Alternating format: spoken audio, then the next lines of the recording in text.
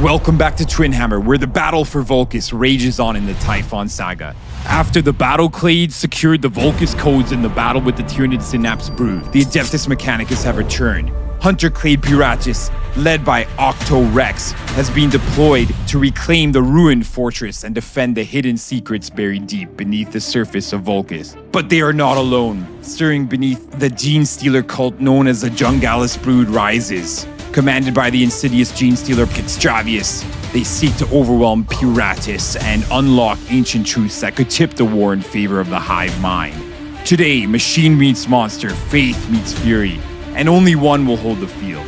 This is the next chapter of the Typhon Saga. Welcome to Twinhammer. Welcome back to Twinhammer. Today we have the series finale of the Typhon Saga. Who will win? Whether the Tyranids or the Admech. Today, I'm bringing back the lost team, the Adeptus Mechanicus Hunter Clade. You haven't seen them at all since the start of the new edition. We used to see them a little bit in 2.0. It wasn't the most popular team, but we are bringing them back. They're on the channel and they're converted from the Ash Waste Nomads, and they've got a little bit of Star Wars in there as well. So I call them the Adeptus Piratus team. And we are going with 5 Sicarian operatives today. We're going with 3 infiltrators. We're going with 2 raw stalkers. We're going with a Vanguard alpha leader. And then we're going with 2 gunners, a diktat, and one of those amazing spotters as well. So really cool. They've just been buffed to 5 Sicarians. So I'm excited to see what the Hunter Clade can do. I'm against my mentor, the biggest community builder here, #1 player in Canada, George, and let's see if I can get the high ground today. Hi everyone, I'm George. I've been following the Typhon Saga, racing through the Tyranids. So Alex and Thomas kindly let me take the big bad Patriarch out for a stroll, and ready to get to it. So today we're taking the Patriarch, of course, because why would you not take the Patriarch? I know it's on Vulkus, which some people have some issues with because he might be too tall and he might not be able to crouch and fit under some of the advantages, but we'll work around it. We have a plan. I'm also taking the leader of the power sword, 3 gunners, the plasma melter and the grenade launcher, the sapper with the grenades, the medic with the G needler, so hoping we get some G needle action going on, the veteran and the agitator as well. The shouty boy. I brought all 4 of the Hunter Clade equipment choice selections. I brought the Rad Bombardment, allowing me to bombard once per game, either a deployment zone or an objective marker. I have the redundancy systems, which allows me to heal an operative per turn that's not in combat. I have the refractor shield, which allows me to turn off 1 shot piercing, 1 level of piercing per turn. And then I've got the Extremis Mind Link, which allows me to activate 2 operatives for my Gambit 0 CP, allows me to activate 2 operatives at the same time in any given order, which is extremely powerful. That's once per game. Excited to use all of the equipment selection for the Hunter Clade. So the equipment I brought today, I'm taking 2 cracks to keep my troopers, all my troopers a threat. I'm taking the lookout to help spread my crossfire tokens. I'm also taking light barricades and combat geysers, which I've rolled a 3 on, so I can move 3 of my guys at the beginning, 3 inches. The crit op of the battle is from the brand new 2025 approved ops pack for Kill Team. The crit op is number 9, Reboot, where shifting objectives and tactical resets keep both teams on edge. We go now to deployment. Okay, so for my deployment, I've chosen to go heavy on the left flank because it lets me pressure the objective 3 and objective 2. So I have my plasma, my Big Daddy Patriarch, supported by his friends, the medic, the comms, and the veteran, who can jump in front of the way if you try to shoot him or fight him. I also have the melter on this flank as well, so you've got to be careful of that. I have my sapper and my agitator mysteriously deployed in the middle of the board, out in the open. Who knows what we'll be doing with them. And I have my commander, my icon ward, and my grenade launcher on the right, trying to defend you, trying to stop you from coming down this way. All right, so my deployment, I've got a Rust Stalker right here. I've got a Sicarian operative infiltrator to kind of go over to objective number 1. I've got my arc rifle here. I've got my leader in the middle. I've got my spotter looking through the window so he can spot the whole map there. And then I've got my Dictat who can give his APL to anybody on this side. So I've got him within 6 inches of many different operatives on my team. And then I've got quite a few operatives here.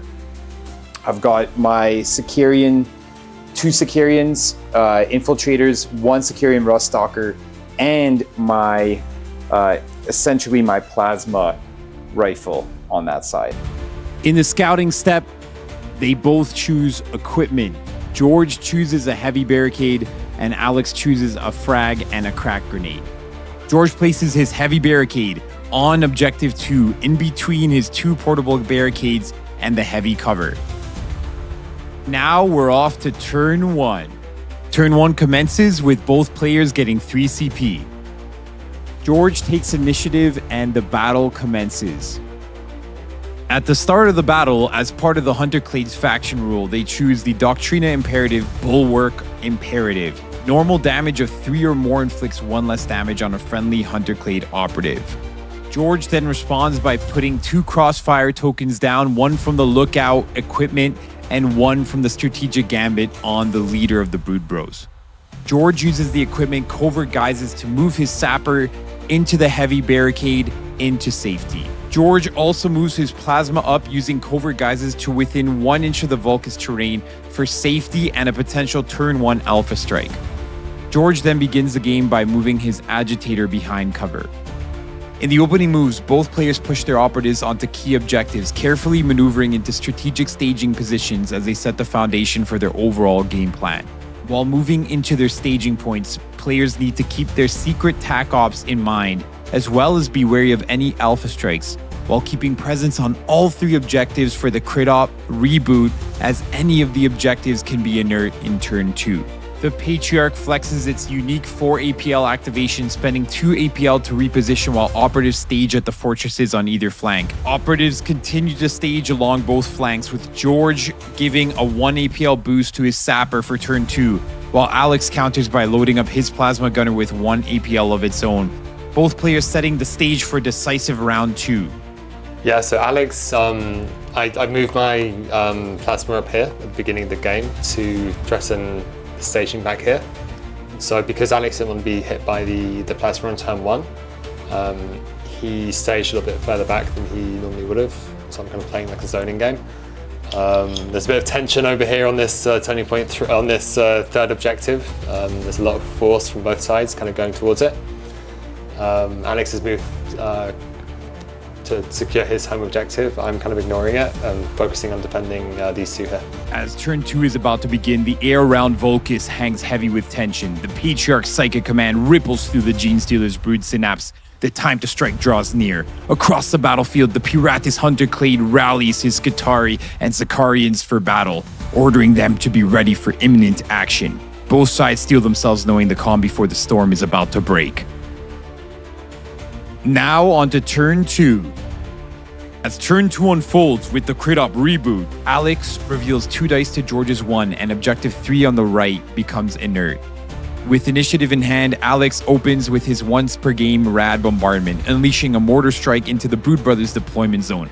The blast stuns the Icon Bearer grenade launcher and comms operatives with -1 APL, though the Melta manages to escape unscathed.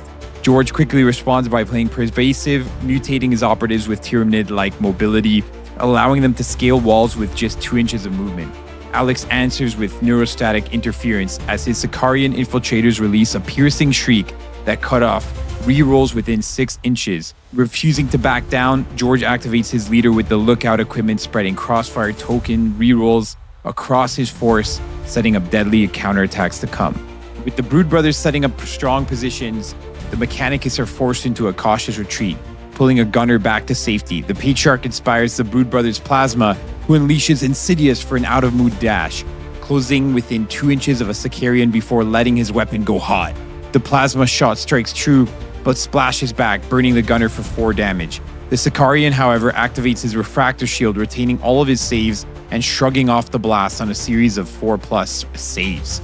In the backline, the Dictat gives 1+ APL and a command protocol to one of the Sicarians, while the comms orders the Melta for a similar boost. On the flanks, the Rustalker surges forward aggressively, answered by the Agitator shifting position, eyeing the threat for next turn. The Spotter marks the Sapper with his support ability, while the Grenade Launcher takes position on the upper floor. The AdMech leader, medic, and support units bide their time, passing activations to wait for the right moment. Finally, the Rustalker charges into the plasma but holds his strike, leaving the fight on a knife's edge. The Patriarch makes his move, moving and dashing forward before unleashing a surge of psychic dominance. With mind control, he seizes the Rustalker's weak machine mind and turns him against his own Sicarian brother. Alex is forced to parry out desperately to keep his operative alive. Thanks only to the Sicarian's bulwark protocols, the attack is blunted and he narrowly survives the betrayal, staggering away with 8 damage, but refusing to fall. Clinging to life, the Sicarian infiltrator retaliates with a weak volley into the Patriarch before slipping back into cover. The Sapper then advances with ruthless efficiency, spending his full 3 APL to move, dash, and hurl a crack grenade into a Vanguard Skitarii gunner. Though the Vanguard survives thanks to the bulwark damage reduction, the true danger is revealed. The operative is implanted, exposing George's TAC-op as a Tyranid bioplant takes root within the AdMech lines. The Skitarii gunner with the arc rifle immediately answers, firing back and inflicting 4 damage onto the Sapper, though the cult operative endures and stays in the fight. Turn 2 finishes. Both sides hold 1 objective, scoring each a point on crit up reboot. Alex does not reveal his TAC-op, while George's implant TAC-op proves decisive, netting him 2 points, the surviving gunner securing the second. Now on to the top shelf turning point moment. So that was a very cagey turning point 2. My opening gambit of pushing up the plasma to try and get a cheeky shot on the Rustalker bailed. And then Alex is now hugging him in combat with the angry Sicarian. But yeah, the biggest part of that turning point was the flashy mind control from the Patriarch. He was showing some of the cool stuff he can do as a model. Bit of a gamble. He's out in the open now, but with me having advantage in the next initiative roll, I'm hoping that I'll be able to take it and do some more damage. And that was my top shelf turning point moment. The top shelf turning point moment of that turn was George's Patriarch coming in and mind controlling my Rustalker, who was about to confirm a kill against his operative, but he ends up fighting my own operative instead, and I've got to fight off using my dice to keep both of my operatives alive and not killing each other from the Patriarch's mind control. Wild. Now on to turn 3. Turn 3 begins with George taking initiative. Both players target objective number 2, rendering George's objective inert and forcing a costly 2 APL to reactivate it. George boosts his brood with pervasive and adds 2 more crossfire tokens, while Alex counters with debilitating irradiation to dampen high damage attacks and neurostatic interference. Both sides brace for a lethal exchange. Every move could tip the balance as turn 3 begins. George charges forward with the Patriarch, ruthlessly slaying the mind-controlled Rustalker while only taking 5 damage in return, a devastating strike that shifts the battlefield momentum. Alex responds by activating his Vanguard Alpha and his Control Edict ploy, commanding his Plasma Caliber gunner to join the fray and target the Patriarch. The Alpha fires his arc pistol straight at the Patriarch's face, but in a display of unwavering and unquestioning loyalty, the Plasma gunner leaps into the line of fire, dying in a stray of purple blood as Alex reveals his confirmed kill TAC-op. Shouting orders to bring the Patriarch down, the Alpha presses his attack and the gunner continues to fire relentlessly under the ceaseless Protector imperative. Yet the Patriarch survives, his carapace deflecting piercing shots and leaving him with 4 wounds remaining, battered but unbroken. The Sapper lays down his mind token before hurling another crack at the Sicarian on the left side of the field, though that Sicarian manages to survive the blast. On the other side, wounded and determined, the Sicarian infiltrator musters his power sword and charges the Patriarch, yelling for the Omnisaya as he drives the blade deep into the Tyranid leader's heart, bringing it down. Across the battlefield, the Agitator feels the Patriarch's death ripple through the Brood synapse. Channeling his anger and idolization of his fallen leader, he becomes even more deadly and lands even more hits. His crack lands true, obliterating the Rustalker in hundreds of mechanical parts. Then, in the center of the board, the Admech spotter spots the Brood Sapper's mine trap, too dangerous to remove from range. Charging forward, he engages the Sapper with his Rad Saturation Claw, striking with precision. The wounded operative is reduced to a pile of ash as a critical slash of mechanical radiation tears through him, leaving nothing but smoldering remains. Enraged at the death of his Sapper, the veteran pops out for a shot with his shotgun, unleashing a devastating volley that blasts the spotter away and implants his corpse with a tack-up Tyranid bug. Witnessing his spotter fall, the arc rifle gunner immediately retaliates, leveling a shot at the veteran and beheading him with a massive arc beam, leaving the battlefield littered with the consequences of each deadly action. Seeing his comrades fall on the battlefield below, the grenade launcher gunner channels the will of the four-legged emperor, switches to crack grenade mode, and unleashes a perfectly aimed shot that obliterates the Paratus leader.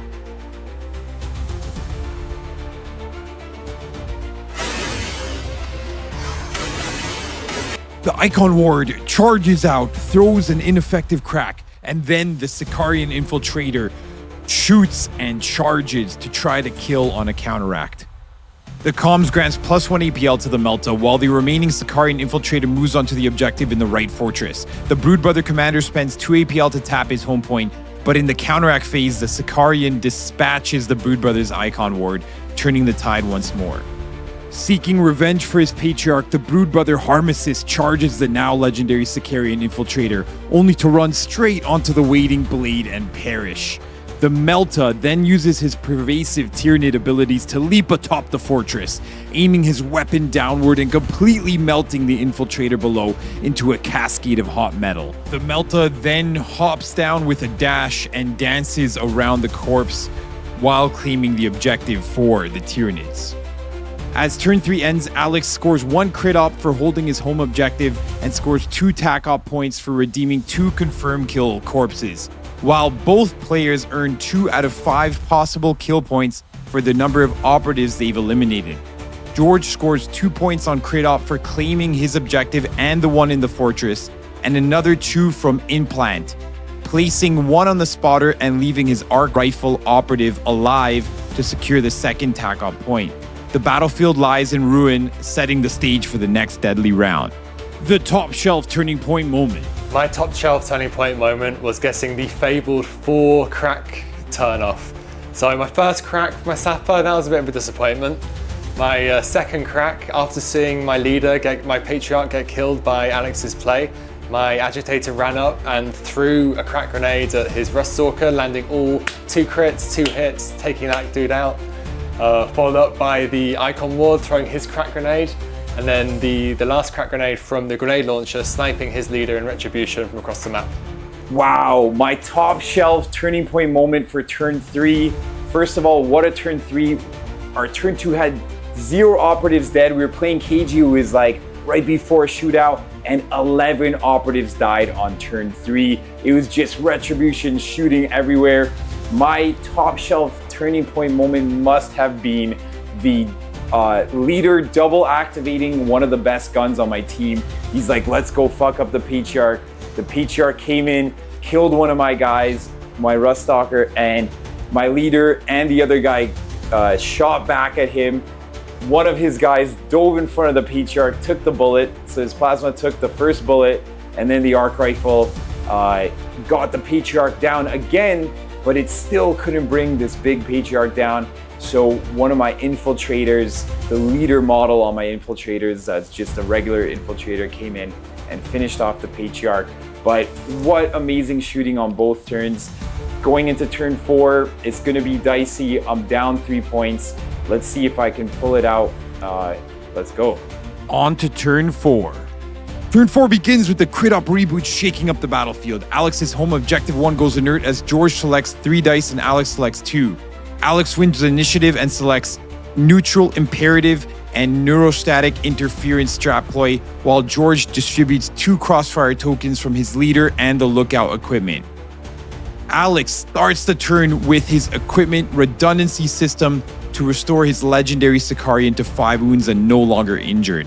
Fueled by vengeance and retribution, the Sicarian charges the Melta on the point, cutting down his 3rd Gene Stealer of the day and earning Alex another confirmed kill token. Fresh off killing the AdMech leader, the grenade launcher leaps from the fortress and targets the plasma caliber gunner hiding behind the window. With an impossibly precise crack, he obliterates the AdMech in a cloud of shrapnel, leaving nothing but devastation in his wake. Who needs a sniper when your grenade launcher is rolling like that? Wow, amazing. This is the most amazing grenade launcher. The arc rifleist stays unengaged and spends 2 APL to activate the inert point. For the Hunter Clade.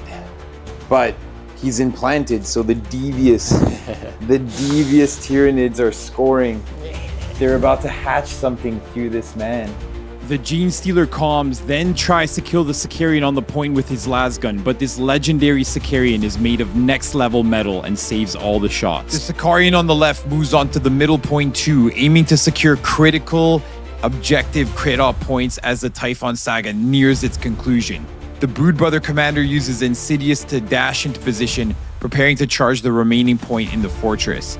The Agitator, still fueled by the kill of the Ruststalker, charges the Sicarian through the doorway, but the Sicarian counters with a deadly dart after the fight, slaying him.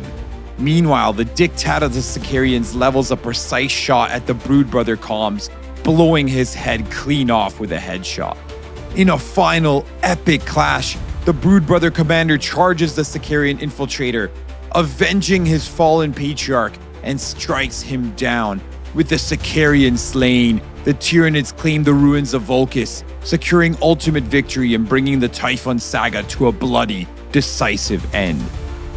At the end of the battle, Alex scores 4 points on Crit Up Reboot for controlling 2 objectives in turn 4, 4 points on Tack Up for confirmed kill, securing 2 additional confirmed kill tokens in turn 4, and reaches 5 points on Kill Up, having achieved 4 plus the bonus. George scores 4 on Crit Up, 6 on Tack Up for the Insidious Tyranid Implant Tack Up, and 3 on Kill Up. Secret primary objectives make the difference. Alex scored only 2 while George scored 3 extra primary points, both having chosen Tack Up as their secret primary op. The final tally comes to 16-15 in favor of George, the Brood Brothers, and the Tyranids, granting them ultimate victory and closing the Typhon Saga in a bloody, decisive triumph. The top shelf turning point moment. Ooh, that was a close one. I'm counting that as a Pyrrhic victory. We lost the Patriarch, but I think we took the world.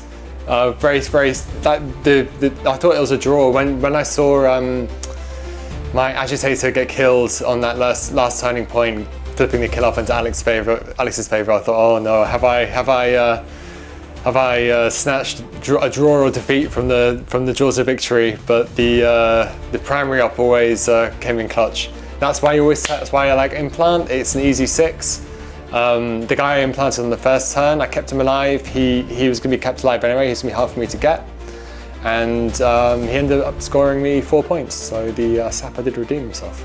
So my MVP for the battle is the grenade launcher, the grenade launcher gunner. I was debating taking the sniper, but who needs a sniper when you roll 4 hits on the grenade launcher every time? My top shelf moment of the game must have been the crack I threw with the Agitator on 20.2, killing the Ruststalker just from full health. After the death of the Patriarch, he was angry, he wanted some revenge, and he got it. And what do you think of the matchup overall? This is a pretty tricky matchup. I think Alex did a great job of using the bubbles, the anti-reroll bubbles from the infiltrators. Brood Brothers are a really cool team, but they really depend on their rerolls sitting on 4s. So if you can kind of deny their rerolls, it really cuts down on their reliability and turns off one of the main faction mechanics, which makes it quite a hill to climb. But I got a few lucky rolls, managed to keep myself in it, and managed to claw back. And what do you think of the Tyranids winning the Typhon Saga? Oh, it's always good when the Xenos win, when you see the Imperium lose. So. Let's go. Tyranid victory, what an incredible game. George played amazing. He scored his max tack up with Implant. I love that thematically because the Tyranids are implanting all of these Adeptus Mechanicus operatives and they've got something for the Hive Mind in them, scoring them the victory. The new Crit Op reboot was so incredible to play. There was a little bit of mind games going on with that, so we're so excited to play the new Crit Op pack in the new edition of Kill Team. My Typhon top shelf turning point MVP of the whole game was the Sicarian operative who took down the Patriarch, killed the medic who tried to kill him, fought off the Ruststalker that tried to kill him through the Patriarch's mind control, and was finally slain by the Brood Brothers leader operative right at the end.